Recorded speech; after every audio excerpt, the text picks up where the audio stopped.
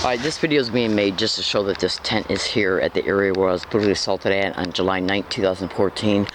And it's the same exact area where UCSD campus police came to this area, to give me an eviction notice to move on August 27, 2014. And I am moving, okay? It's just that I'm carrying things with me to others, 3 different other hiking areas in order to have camping and support material at each one, in order to be able to clothe myself, shelter myself, and support camping gear and some food at each one. Because what they're basically doing is stalking me from hiking area to hiking area to hiking area, which is what they're doing. Creating homelessness of a target is all over the internet. You can research it, okay, and you'll see that creating homelessness is a method of gang stalking. You can also go to Google and type in gang stalking and pertaining to how they will stalk you from apartment to apartment to apartment, to motel room to motel room to motel room, and then use a bunch of different techniques to create the homelessness. Staged events, stealing mail, including rent, USPS, mail services, mail theft and mail delayment, postal workers. Google that and cross-reference it to gang stalking. It's literally how they made me homeless. Now it's done to exploit, at the end of the day, the entire crime concerning why everything that's happening to a target is to exploit the target themselves sexually, human trafficking rings. It's also done for insurance fraud, and it's also done for illegal syndicated probate control. I have made a slew of videos pertaining to hold on. Now, I have made a slew of videos pertaining to detailing, okay, all the incremental steps and techniques that are used to do this. And to this morning, I don't have time to go into a long, dialogue about the entire expedition in reference to what they're doing towards targets. This video is being made to prove the tents here, and that I got camping support material hidden close by, completely out of sight. If I come back to this area today and this tent or any of my property is missing, damaged, or stolen, or a trespass notice is put on this tent, it will be directly connected to gang stalking. I don't give 2 shits how it's brought about or who plays a role in it, period. Because everything that they do towards the target individual is designed to make it look like, well, you shouldn't have been here to begin with, Leslie. That's right, so the property owner or landlord has every right to come down here and remove your property. Now, they're creating a homelessness by using landlord and property owners. Okay, hang on. So, all you gotta do is Google gang stalking property owners, gang stalking landlords, gang stalking postal employees, gang stalking mail theft and mail delayment, gang stalking, and how they'll stalk targets from motel room to motel room to motel room to apartment complex to apartment complex, and basically just either harass them to death and bring about a bunch of different psychological operations that are designed, like breaking into their apartment, stealing things, rearranging furniture, refolding clothes, poisoning their food. This is all done to psychologically motivate the target to move. And if that don't work, what they'll do then is stage events at the apartment complex to make it appear that the landlord and property owner got a normal appearing reason to evict you. That's right. They'll get fellow tenants on board in the schemes against you. They will do anything and everything in order to make sure that the homelessness is created and then kept managed. You can go to Google and type in Erica Dean Gilmore, California gang stalking target. They went as far as flooding the bathroom ceiling, her bathroom ceiling. Because when you really think about this, I am actually going to make a few additional statements here. See, the cost, what you're looking at in these expeditions is that a cost-benefit analysis in reference to what they did with Erica Dean Gilmore. Now let's take a look at this. She's living in an apartment complex, and most people that live in apartments, not unless you really got money and can afford a big one, we all know that lower income and even middle class individuals, they basically watch their bottom line. So if they're going to rent an apartment, they're going to rent one as cheap as they can possibly get. And most apartments nowadays, in reference to their bathrooms, are rooms that are no bigger than what, 10 by 10 at the very most. And then the actual ceiling, when they flooded out her ceiling of her bathroom, it doesn't mean the whole entire ceiling collapsed. It just meant a part of the bathroom ceiling, okay, just stay with me, were flooded in order so the syndicated city inspector can come in and deem the apartment as being uninhabitable. That's right, because when you look at this, how much does it really take to replace a ceiling, which is actually the floor of the apartment above hers, how much does it really cost and take to fix a problem like that? Okay, because they probably minimize the damage. Okay, and hold on. They probably just flooded it out to the point to where it was enough for the city inspector to come in and say, okay, well, this apartment's uninhabitable, even though she requested through the landlord for him to fix it on multiple occasions. So you go to Home Depot and you buy a few pieces of plywood or whatever it is to use to lay down on a floor, some nails, okay, and even any small minor electrical work that had to have been done. You gotta understand, these apartment complexes already have handymen on their payroll. Now when you look at the money that they would have made off of exploiting her prostitution and then using the prostitution as a normal legal appearing means to take her child away from her, syndicated foster care for federal and state funds, and then how and then they would have probably ended up putting her in a group home, okay, applied for federal and state funds, and then the insurance that is applied for in the target's name is also exploited in these homes.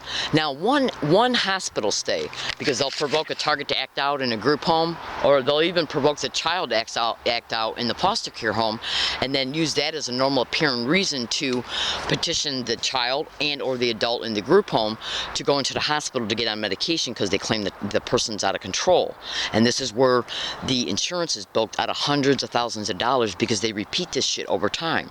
Now, how much does it cost to go to Home Depot, okay, and buy some plywood, use a handyman who's already on the payroll, okay, and to fix a bathroom floor or a section of a bathroom floor, okay, I'm sorry, or the section of the bathroom ceiling, in reference to how much money they would have made off of her and her child? These are schemes, all designed to make it appear they're happening for normal appearing reasons.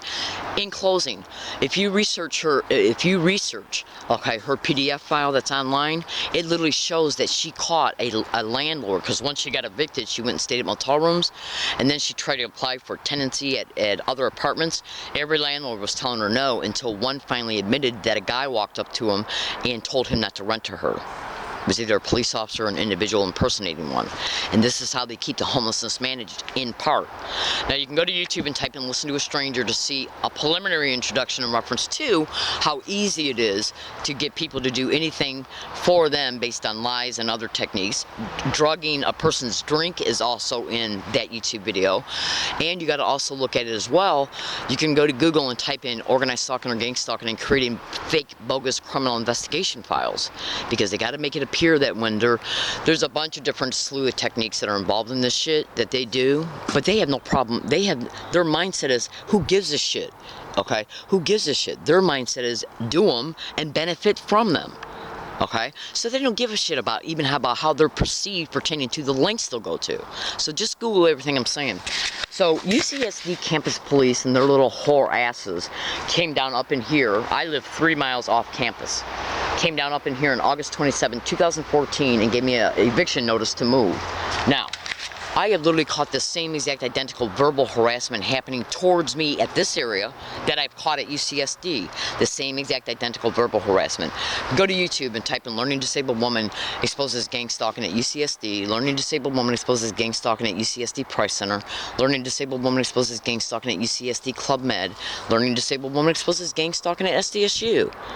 Okay, and make sure you listen to everything I state so that way you can understand what the evidence is. And also, there's also supporting cooperating material inside the description of each one of those YouTube videos. Some of the YouTube videos even have copied and pasted blog titles, and each one of those blogs hold multiple videos showing the same exact identical verbal harassment happening around me every day, everywhere I go, which is their way to overtly, directly let me know that I'm being gang stalked. Now, think about this. The same exact identical to a T verbal harassment has been caught here that has been caught all over UCSD campus. Also, go to YouTube and type in closing, because I gotta go.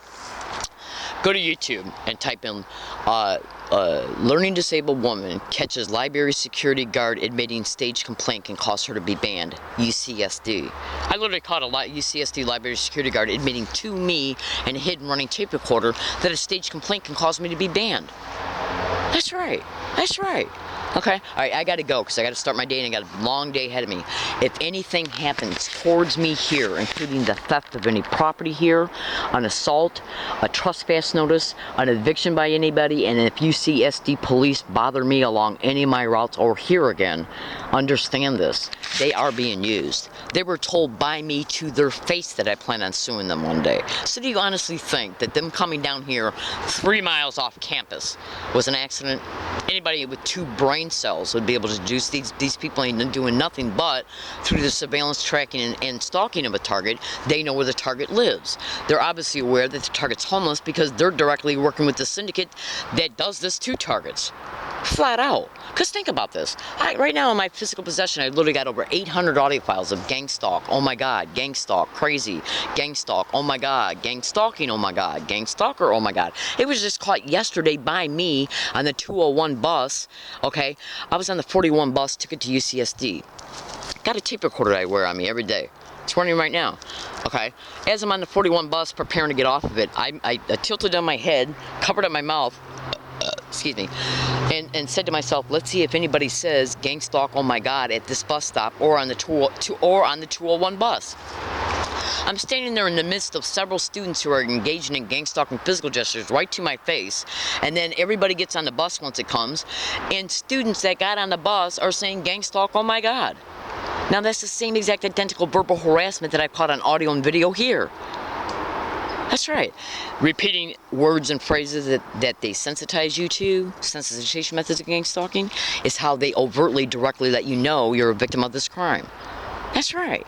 Because they want you to know that you're a victim of this crime in order to mentally harass you, to keep you on this non-stop mental merry-go-round. I hear it, I think about it. I hear it, I think about it. The only way they can be doing this to me is that they're stalking and surveilling me. That causes mental duress. Okay? And then all the other techniques that they sprinkle on towards you, including brutal assaults. I gotta go. I literally gotta go because I got a long day ahead of me. This video applies for every single day and night that I am at this area. Every single day and night up until I move. And I am moving my property. Okay, so this is all occurring towards me in La Jolla. If any problems have been concerning me, about me, around me, towards me, or against me, or any of my property on any date at this hiking area, and any new one that I'm moving property to, that includes definitely, hang on. See, when I'm taking property to these other areas, I literally, like here, okay? When I get outside of my tent every morning, I hide my sleeping bags and my pajamas in 2 separate bags, and then put those 2 separate bags in a 55-gallon industrial black bag. I then hide it completely out of sight. I have come home, and my sleeping bags and all my pajamas and then all my flashlights and stuff have been repacked by them. Okay, in order so I'll know that they know where it's hidden. It's an overt message. Remember what I said about how they enter your apartment and rearrange the furniture? Well, they did the same technique here. So that tells me they intentionally did it so I'd notice it. Okay, they're sending calling cards is what they're doing.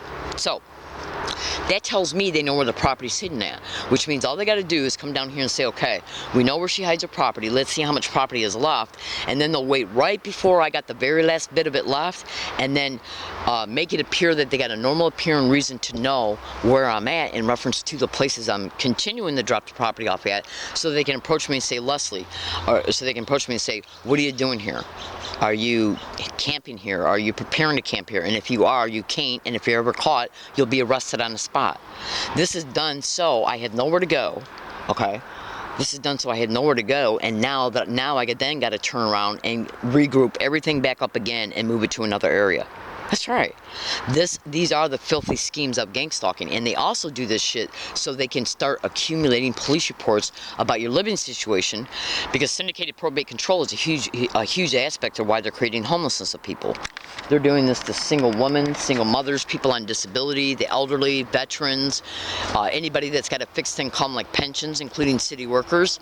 And what they're doing is tearing down their lives, making them homeless, gang stalking them everywhere they go, baiting them to talk about it to police after an assault or an incident occurs.